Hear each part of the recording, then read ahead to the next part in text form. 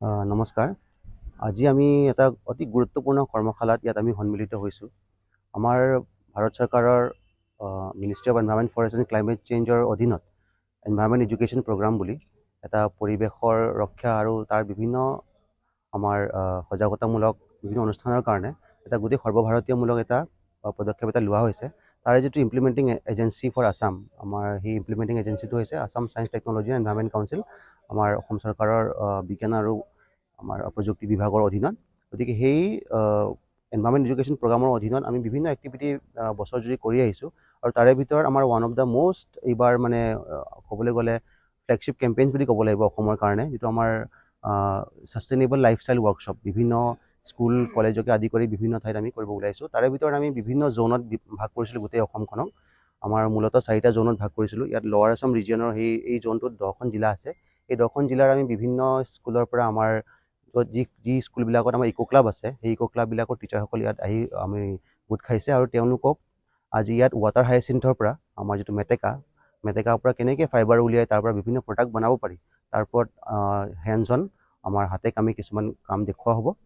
আৰু তাৰ বাবে আমাৰ কোকৰাঝাৰ ছায়েন্স কলেজৰ যিসকল আমাৰ শিক্ষক আছে তেওঁলোকৰ ইয়াত এখন ইক' ক্লাব আছে। সেই ইক' ক্লাবৰ কৰ্মকৰ্তাসকলে আৰু শিক্ষকসকলে আগভাগ লৈছে। আৰু লগতে আমাৰ কোকৰাঝাৰ জিলাৰ যিটো এনভাইৰনমেণ্ট এডুকেশ্যন প্ৰগ্ৰামৰ ডিষ্ট্ৰিক্ট ক'ৰ্ডিনেটৰ আছে আমাৰ লগত, আমাৰ ইয়াতে আৰ্যভট্ট ছায়েন্স চেণ্টাৰৰ বিষয়ববীয়াসকল আছে। তেওঁলোকে মিলি পেলাই এই গোটেই কাৰ্যসূচীখিনি ৰূপায়ণ কৰিছে। আপোনালোকেতো গম পায় যে প্লাষ্টিক আমাৰ যিটো আমাৰ মডাৰ্ণ ডে, এই মডাৰ্ণ ডে এটা ডাঙৰ এটা অভিশাপ হিচাপে আমাৰ পৰিগণিত হৈছে।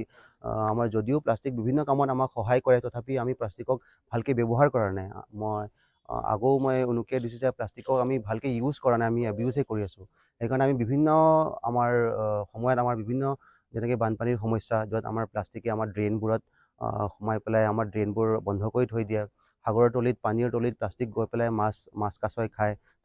তাৰ উপৰিও কিমান মাইক্ৰ'প্লাষ্টিকৰ সমস্যাই এতিয়া দেখা দিছে।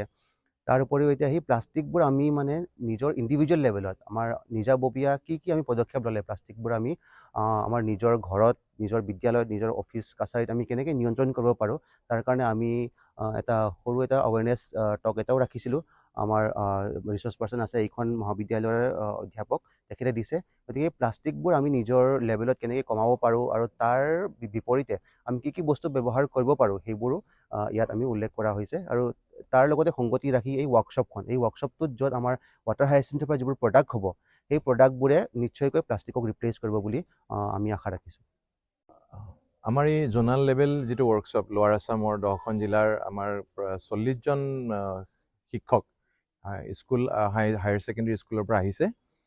ইয়াতে ট্ৰেইনিং দিব। আমাৰ মংগলদৈৰ পৰা আমাৰ মাষ্টাৰ ট্ৰেইনি আহিছে। আমি সকলোৱে আমাৰ eco' club science college Kokrajhar, eco' club science college কোকৰাঝাৰৰ ফালৰ পৰা আমি প্ৰজেক্টটো ASTEC Assam science technology and environment কাউন্সিলত আমি ছাবমিট কৰিছিলোঁ। তেওঁলোকৰ EEP এনভাইৰনমেণ্টেল এডুকেশ্যন প্ৰগ্ৰামৰ আণ্ডাৰত যিটো হৈছিলে, তেওঁলোকে এইটো চেংচন কৰিছে। আজি আমাৰ তাৰ আধাৰত আমাৰ ছায়েন্স কলেজ কোকৰাঝাৰৰ আমাৰ ইক' ক্লাবৰ আমাৰ কোঅৰ্ডিনেটৰ ডক্টৰ মেহদি আল কাউছাৰ, আমি সকলোৱে আমি ইয়াতে লাগি আমাৰ ৰিচৰ্চ পাৰ্চন ডক্টৰ সঞ্জীৱ ব্ৰহ্মৰ লগতে আমি সকলোৱে লাগি মেলি ইয়াতে ধৰক আমাৰ আজি প্ৰগ্ৰামটো আমি ইয়াতে কৰিছোঁ। আজি দুদিনীয়া কাৰ্যক্ৰম। সকলো শিক্ষক পাৰ্টিচিপেণ্ট ইয়াত যিসকল ট্ৰেইনি, তেওঁলোক ৰিচৰ্চ পাৰ্চন হিচাপে ইয়াতে অংশগ্ৰহণ কৰিছে। আৰু তেওঁলোকে গৈ নিজৰ জিলাত তেওঁলোকে আকৌ এনেকৈ ধৰণৰ পাতি স্কুল লেভেললৈকে যাব। এটা ডাঙৰ এটা এৱাৰনেছ প্ৰগ্ৰাম হ'ব। যেনেকৈ আমাৰ ছাৰে কোৱাৰ অনুসৰি আমি প্লাষ্টিক পলিউশ্যনক আমি কিছু পৰিমাণে আমি ইয়াত বিট কৰিব পাৰিম। লগতে এইটো লাইভলিহুড জেনেৰেশ্যনৰো এটা ৱে হ'ব। ৱাটাৰ হায়াচিন্থৰ পৰা আমি বিভিন্ন ধৰণৰ ইউটিলিটি আইটেমছ বনাব।